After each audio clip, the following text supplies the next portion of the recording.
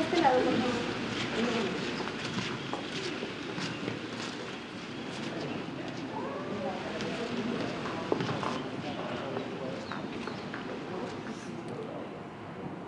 Buenas tardes.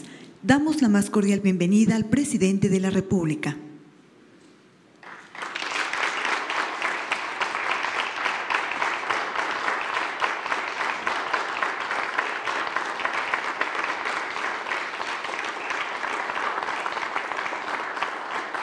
Sean tan amables de tomar asiento.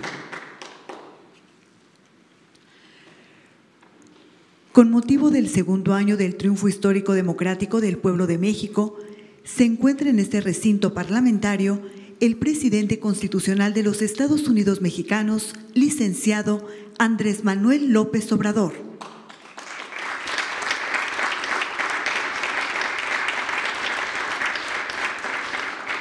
También contamos con la presencia de la doctora Beatriz Gutiérrez Müller, esposa del presidente de la República. De los integrantes del Gabinete Legal y Ampliado del Gobierno de México y de quienes nos siguen por Internet a través de las redes sociales en todo el mundo.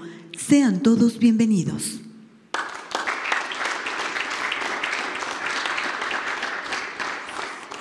Escuchemos el mensaje que dirige el licenciado Andrés Manuel López Obrador, presidente constitucional de los Estados Unidos mexicanos.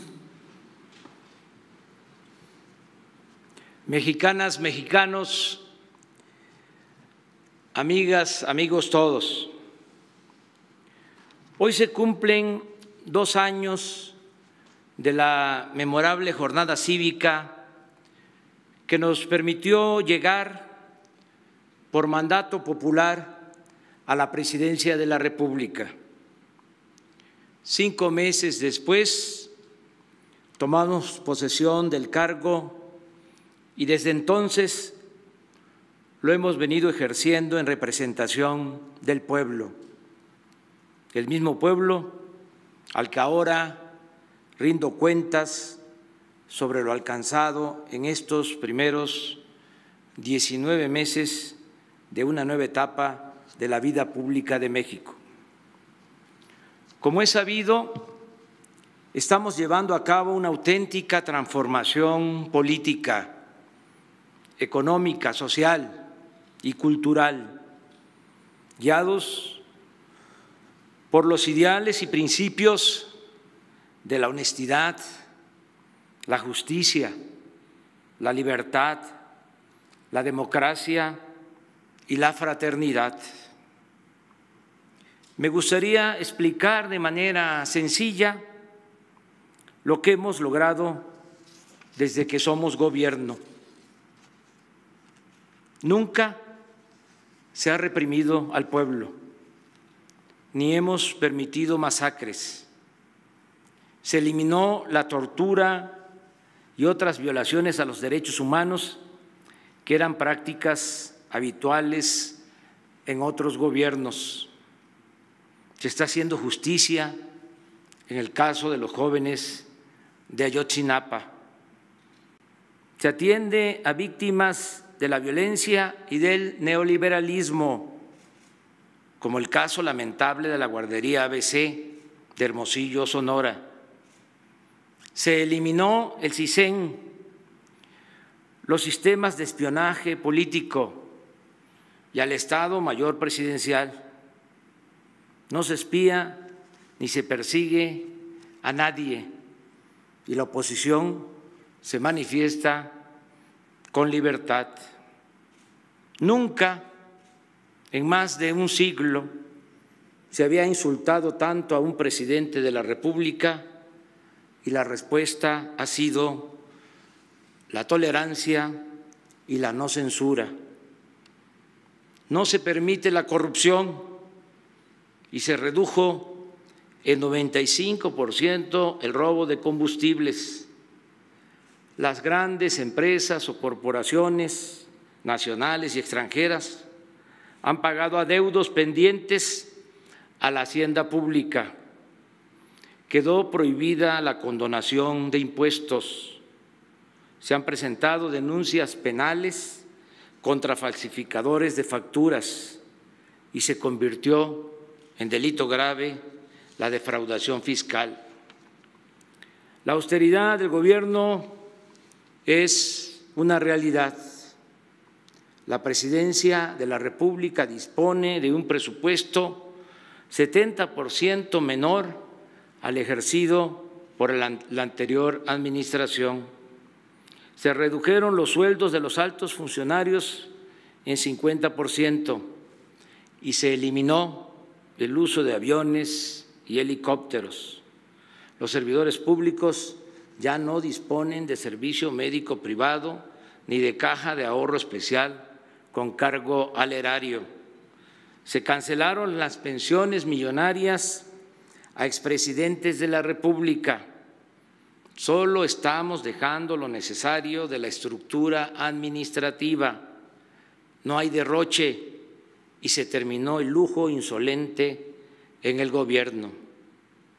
Se han ahorrado alrededor de 270,000 millones de pesos en compras y contratos de obras y servicios. Un ejemplo: el aeropuerto Felipe Ángeles nos va a costar 220,000 millones de pesos menos que el proyectado en Texcoco. Ya comenzamos la construcción de 922 kilómetros de vías férreas para el Tren Maya. Estamos reconstruyendo 6 refinerías y construyendo una nueva en Dos Bocas, Paraíso, Tabasco, para que en 2023 alcancemos la autosuficiencia en gasolinas y diésel y dejemos de importar estos combustibles. Se recuperó la producción petrolera. Ya estamos extrayendo 1,753,000 barriles diarios y hemos aumentado las reservas probadas en 172 millones de barriles, 2.45% más de lo que había cuando llegamos al gobierno. Esta restitución de reservas no se había logrado en una década. Inició el proyecto del corredor del Istmo de Tehuantepec con la ampliación de los puertos de Salina Cruz y Coatzacoalcos, la modernización del ferrocarril del Pacífico al Golfo de México y la creación de 10 parques industriales en esa franja estratégica para la industria y el comercio internacional. Continúa el plan de apoyo fiscal y de estímulos económicos en la frontera norte del país. Hemos dado mantenimiento a 52,000 kilómetros de carreteras y se modernizan 300 kilómetros más. Se han construido 422 kilómetros de caminos de concreto con mano de obra comunitaria en municipios de Oaxaca.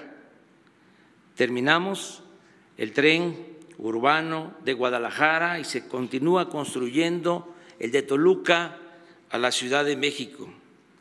Hemos concluido 2 presas para riego y de protección ante inundaciones y trabajamos en 2 más. Se han mejorado, ampliado o construido 17,974 viviendas para familias pobres. Se han hecho obras de mejoramiento urbano en colonias populares de 17 municipios. Están rehabilitándose con la participación de madres y padres de familia 50,000 escuelas. Se han creado 100 universidades públicas. Se inició la creación del complejo artístico y cultural Los Pinos, que incluye todo el bosque de Chapultepec, así como el Parque Ecológico del Lago de Texcoco, con una inversión autorizada para ambas obras de 1,600 millones de pesos. No se han otorgado nuevas concesiones mineras. No se permite el uso de semilla de maíz transgénico ni las prácticas del fracking. En todas las obras que estamos realizando se consulta a las comunidades y se respeta el medio ambiente. En ningún país del mundo se están sembrando, como en México, 1 millón de hectáreas de árboles frutales y maderables. En materia de salud, se han terminado 32 hospitales. Hemos contratado a 46.954 trabajadores de la salud. Ciertamente, no se puede hablar de salud sin hacer referencia a la pandemia del coronavirus, una crisis sanitaria mundial que nadie esperaba y para la que ningún país estaba preparado. Lamento antes que nada, porque no es un asunto cuantitativo, que muchos hayan perdido la vida a consecuencia del COVID-19 y envío desde aquí mi abrazo, mis condolencias a los familiares. Desde luego, la mitigación de los efectos perniciosos de la pandemia en la salud de las personas y en la economía no sería posible sin una población que en su gran mayoría se ha comportado de manera ejemplar, con sensatez, disciplina y mucha generosidad. Estoy orgulloso de la actitud, del comportamiento, del proceder del pueblo de México. No han sido menores los sacrificios que la sociedad ha tenido que hacer para reducir el peligro de una curva pronunciada que habría significado el desbordamiento del sistema de salud. Pero se ha informado con transparencia y precisión. El país ha comprendido la naturaleza del riesgo que enfrentamos, ha acatado casi siempre las recomendaciones de los expertos y entre todos estamos saliendo adelante de esta difícil circunstancia. Hemos comenzado a promover la recuperación económica mediante el apoyo a los más pobres y a las pequeñas empresas y negocios familiares. En solo 3 meses hemos otorgado 1.278.000 créditos y llegaremos a finales de año a 4 millones. Se está impulsando la creación de 2 millones de empleos nuevos. 8 millones de adultos mayores reciben puntualmente su pensión, lo mismo que 745.000 niñas y niños con discapacidad. Se otorgan 11 millones de becas para estudiantes pobres de todos los niveles escolares.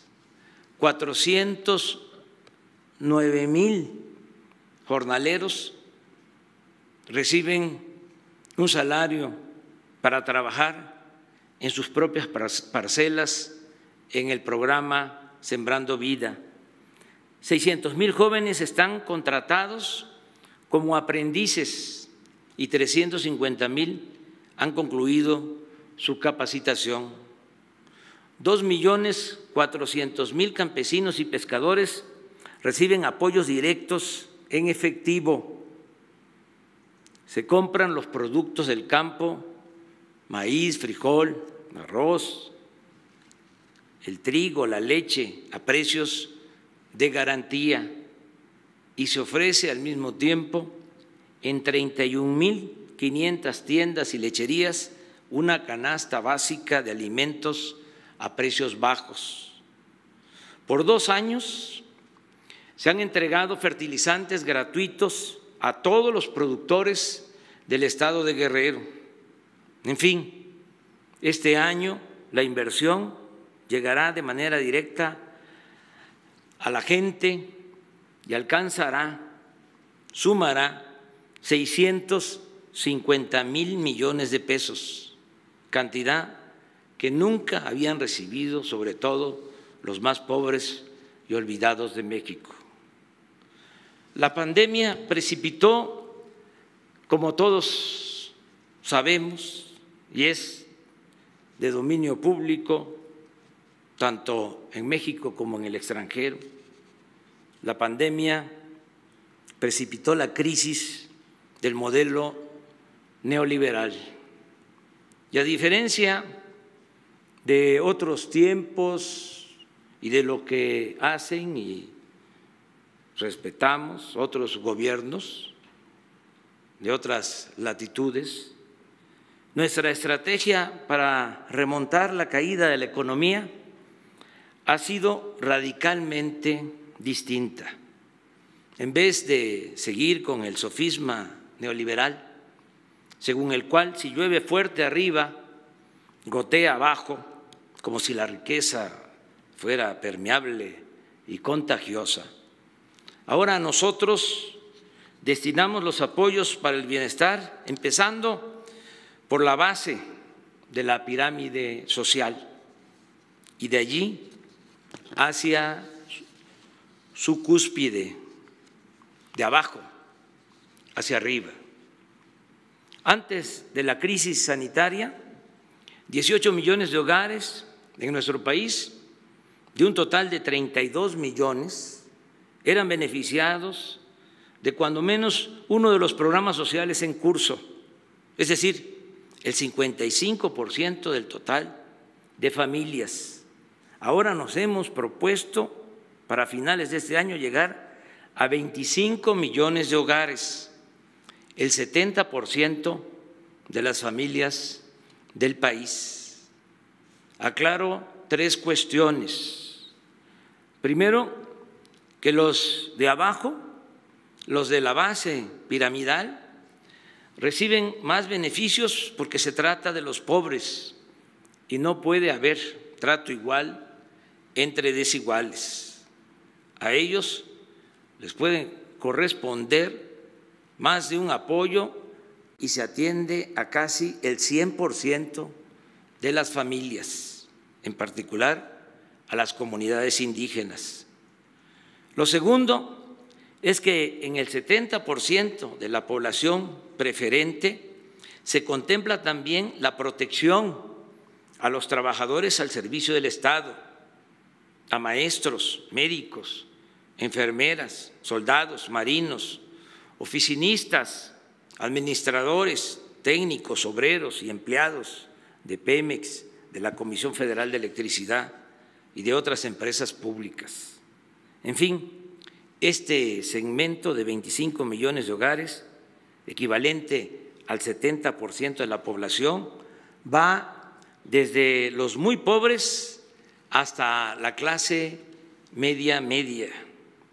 Con esta inyección de recursos rápida y directa a las familias, se está fortaleciendo la capacidad de compra o de consumo de la gente y con ello estamos reactivando pronto la economía también. Y esto lo quiero dejar muy claro. Estamos persuadidos que un gobierno democrático, aun cuando por justicia debe darle preferencia a los más necesitados, tiene la obligación de procurar el bienestar de todas las personas. De modo que es necesario aclarar lo que estamos haciendo por el restante 30% de las familias que se ubican de la clase media alta hasta las personas de mayores ingresos en el país. Por orden de importancia, sostengo que el principal beneficio que estamos dando con respeto y responsabilidad a este sector de la población reside en conseguir la paz y la tranquilidad en México. Como todos sabemos, ningún mal se equipara a la violencia y nada es más valioso que vivir en paz, con tranquilidad.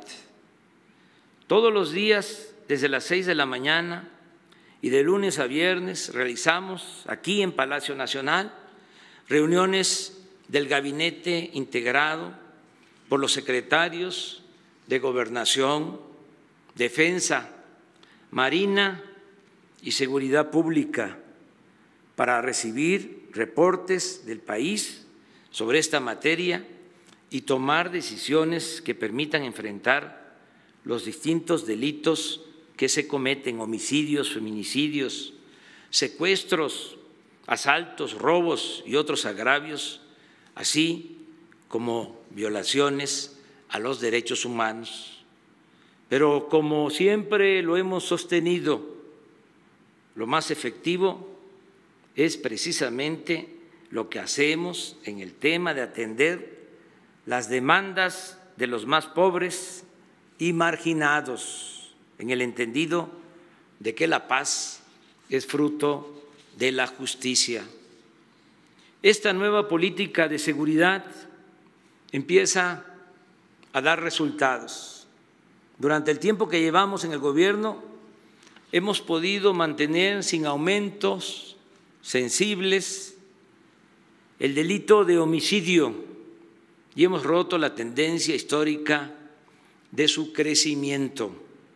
Asimismo, se han reducido considerablemente el resto de los ilícitos en comparación con noviembre de 2018, un poco antes de que asumiéramos la presidencia de la República. Por ejemplo, el robo de vehículo de entonces a la fecha ha disminuido en 41%, el secuestro en 25%, el robo a transporte público colectivo en 58%, el robo a transporte público individual en 36%, el robo a casa habitación en 27%, el robo a negocio en 24%, el robo a transeúnte 45%, y así en casi todos los delitos.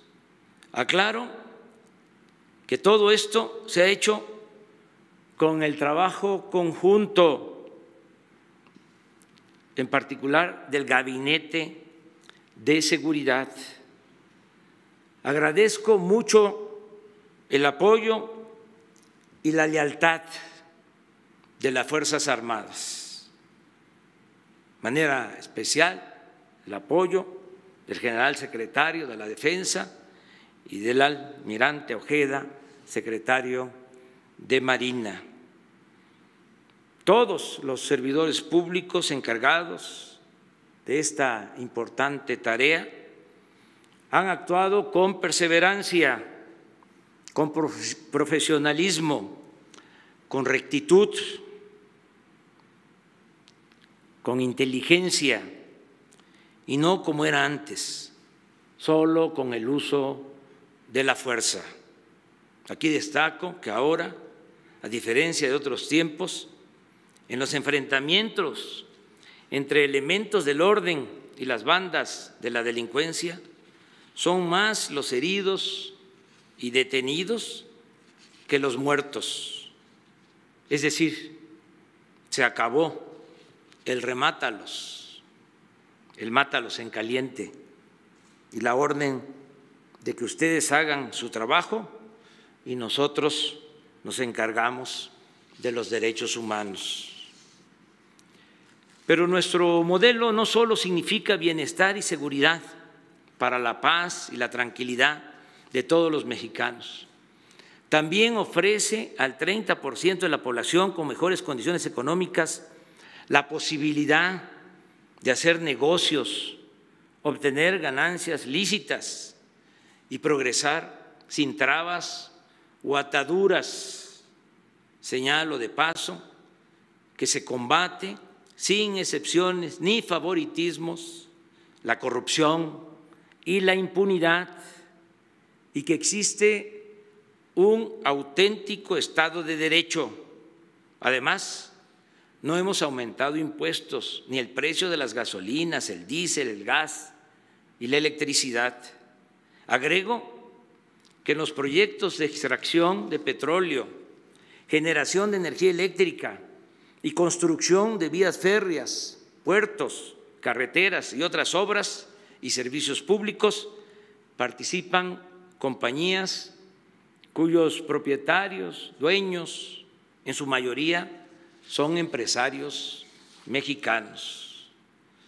Pero sobre todo, los sectores de mayores ingresos se ven beneficiados con el fortalecimiento de la capacidad de consumo de las clases populares, las cuales, al elevar su poder adquisitivo, fortalecen el mercado nacional, el mercado interno, lo que a su vez mejora el panorama para la industria, el comercio y los servicios. Atendemos a los pobres,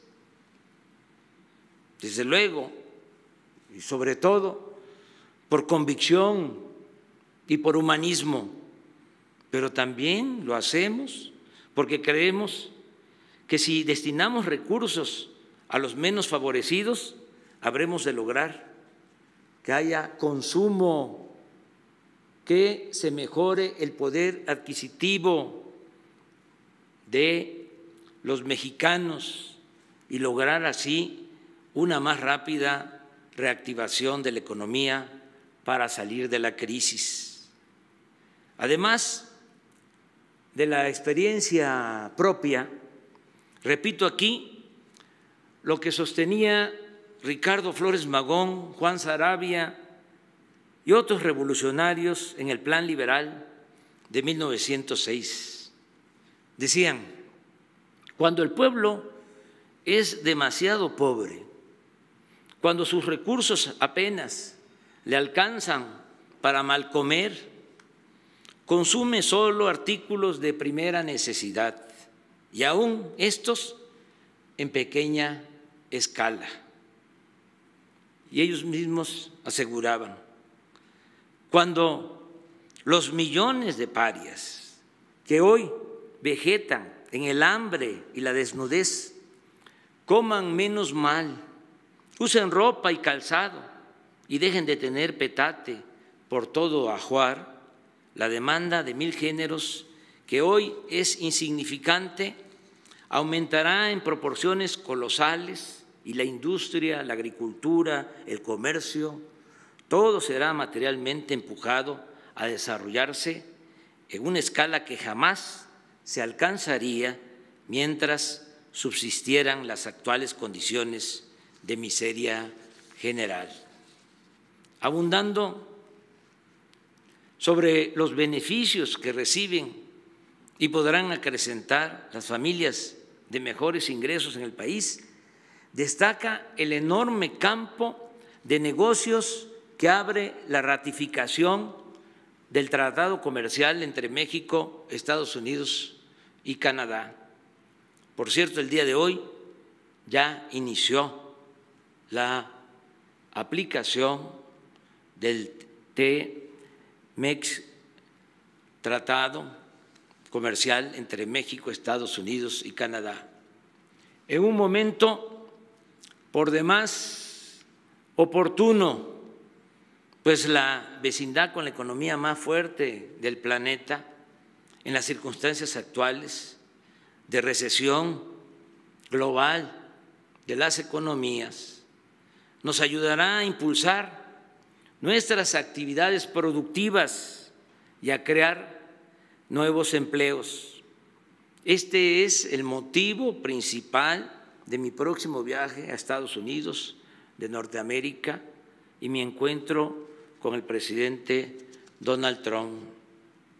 Es un hecho que el tratado atraerá más inversión extranjera para la industria de exportación. Se crearán más oportunidades de negocios para empresarios y comerciantes, así como puestos de trabajo mejor pagados en beneficio de técnicos y profesionales con altos niveles académicos. Ello además de la generación de empleos para mujeres y hombres del Bajío y del norte del país, también de otras regiones de México, y debe tenerse en cuenta que actualmente trabajan en las plantas maquiladoras 3 millones de obreros y que de ellos 1 millón pertenece a la industria automotriz. Agréguese que estas cadenas productivas integradas a Estados Unidos y Canadá se fortalecerán por los reacomodos que se están llevando a cabo en el comercio mundial. México es, pues, un país de oportunidades en el que sus habitantes de todas las clases sociales podrán gozar de bienestar, paz y felicidad.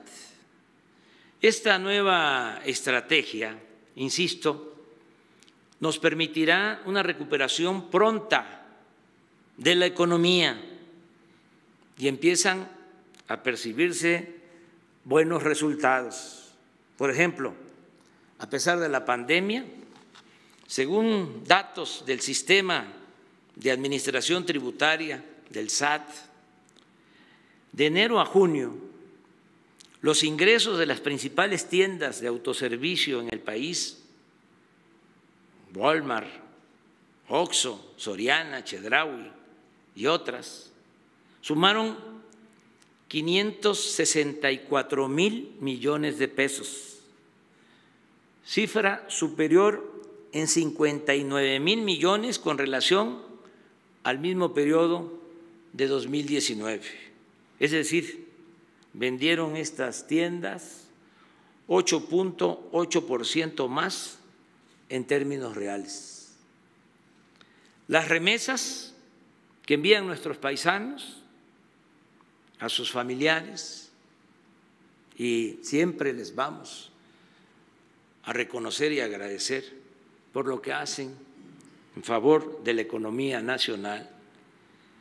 Las remesas, según datos preliminares, se han incrementado durante el primer semestre de este año, también a pesar de la pandemia, en 10% con relación al mismo periodo del año pasado. Aquí abro un paréntesis para informar que hoy, precisamente, el Banco de México dio a conocer que las remesas del mes de mayo aumentaron en 18% con relación al mes de abril, lo cual refuerza mi pronóstico de que ya pasó lo peor de la crisis económica. Además, la pérdida de empleos también ya tocó fondo. En abril se dio de baja en el Seguro Social a 555,000 trabajadores. Fue lo peor, lo más difícil. 555,000 trabajadores perdieron su empleo en abril. En mayo ya fueron menos, 345,000. Y en junio ya solo se perdieron 83,000 empleos. Estoy convencido que en este mes que inicia, julio, si no aumenta el número de empleos, cuando menos se mantendrán los 19,500,000 trabajadores que hoy están inscritos en el Seguro Social. Asimismo, la recaudación de impuestos en el primer semestre del año aumentó en 53,643 millones de pesos, es decir, se mantuvo igual que el año pasado en términos reales. El peso se ha venido recuperando poco a poco, llegó a estar a 25 pesos y un poco más por dólar ahora está a menos de 23 pesos por dólar. Poco a poco se ha ido recuperando nuestra moneda. Durante el tiempo que llevamos en el gobierno se ha depreciado solo 12%. Esto porque el año pasado el peso se apreció más que ninguna otra moneda en el mundo con relación al dólar. De modo que este año, por el coronavirus, por la crisis económica, que se cayeron todas las monedas, el peso no perdió tanta fuerza, tanto valor.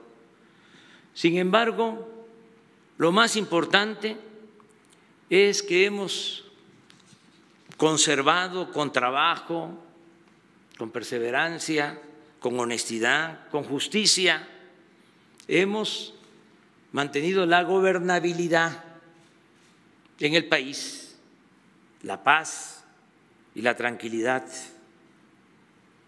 Y continúa, y eso es muy importante, encendida la llama de la esperanza que es una fuerza muy poderosa.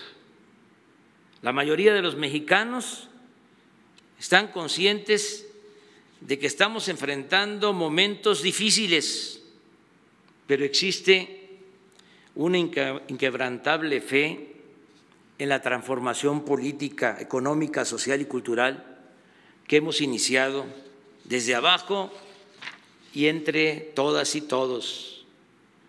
Muchos, millones de mexicanos, hombres y mujeres, saben que lo más importante de todo es desterrar por completo la corrupción que imperaba en los gobiernos neoliberales. Muchos, afortunadamente, no olvidan que la deshonestidad en el servicio público y el contubernio entre el poder político y el poder económico ha sido la causa principal de la desigualdad, de la violencia y de la degradación pública. Por eso, nada nos va a detener en el propósito fundamental de transformar a México por la vía pacífica, pero de manera rápida y profunda. Sostengo que para el 1 de diciembre de este año estarán ya establecidas las bases de la nueva forma de hacer política. Para entonces habremos terminado con las principales reformas legales y quedarán asentadas en la conciencia ciudadana las ideas de justicia, honestidad, austeridad, bienestar y democracia. Sobre esto último, sobre la democracia, hoy, 1 de julio, día que para muchos es eso, sinónimo de democracia, expreso que aun cuando hemos avanzado haciendo valer el principio de la separación de poderes, que existe un auténtico Estado de Derecho, que hemos avanzado también en la aplicación. Nosotros propusimos la iniciativa para que quedara escrito en la Constitución la revocación del mandato y la abolición de fueros o inmunidades a los servidores públicos. Y aunque es evidente que existe una mayor participación ciudadana, todavía nos falta erradicar por completo el fraude electoral y convertir el apego a los principios democráticos en cimiento inamovible de nuestra cultura cívica. Por eso he dicho que en las próximas elecciones, sin dejar de respetar las decisiones de los órganos electorales autónomos, como el Instituto Nacional Electoral y el Tribunal Electoral del Poder Judicial de la Federación, vamos a estar todos atentos para que las elecciones sean verdaderamente libres y limpias. Cuando hace unos días expresé este compromiso por la democracia, algunos se molestaron y empezaron a vociferar que eso era intromisión, injerencia. Olvidan que la democracia implica, en primer lugar, el respeto al mandato del pueblo, un mandato que en el pasado reciente fue atropellado por las prácticas del fraude impulsadas desde la cúspide de los poderes político y económico y solapadas por las autoridades electorales. Por ello, desde el 1 de diciembre de 2018 dejamos en claro que no incurriríamos en esas acciones abyectas, que observaríamos una estricta imparcialidad partidista y que respetaríamos los resultados electorales de cualquier signo.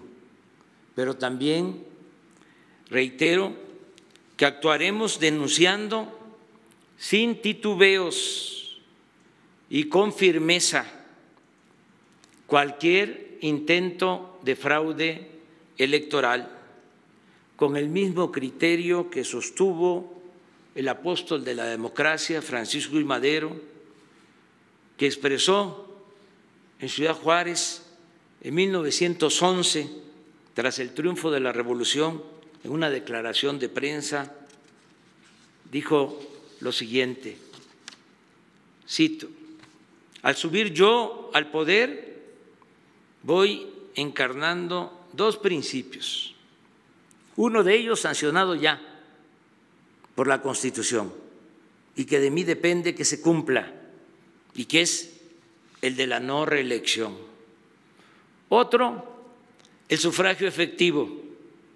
Para lograr este último se necesita reformar la ley electoral y esto depende principalmente del pueblo, pero yo me voy a constituir en el principal guardián de esa prerrogativa popular y consideraré que mi principal deber es facilitar la libre manifestación de la voluntad popular a fin de que las leyes sean genuina expresión de esa voluntad.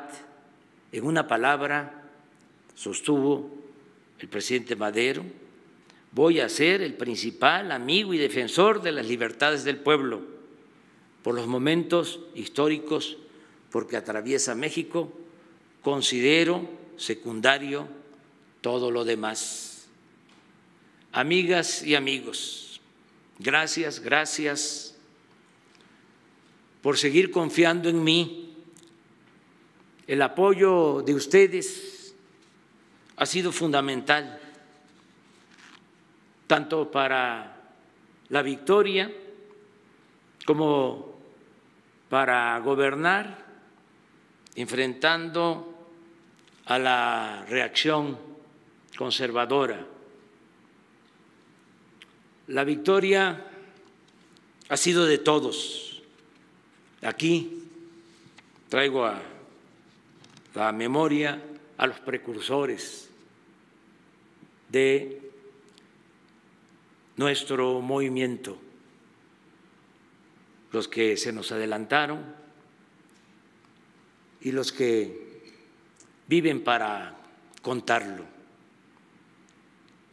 El gobierno también, así como entre todos conseguimos la victoria, el gobierno también es de todos, es del pueblo, para el pueblo y con el pueblo. Les refrendo mi compromiso de continuar siendo fiel a los principios que nos inspiran, de no mentir, no robar y no traicionar al pueblo.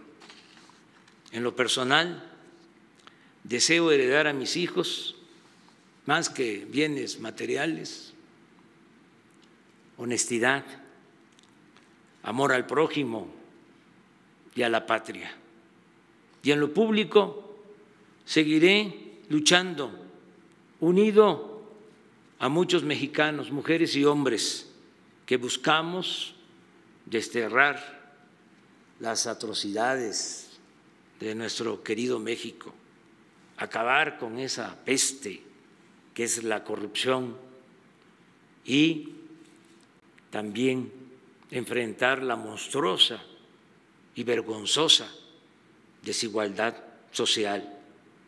Vamos, pues, todos juntos a seguir luchando para vivir con dignidad, nosotros y las nuevas generaciones, en una sociedad más próspera, justa y fraterna.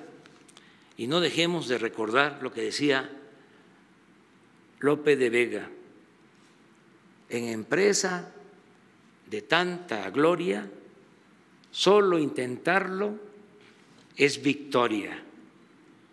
¡Viva México! ¡Viva México! ¡Viva México!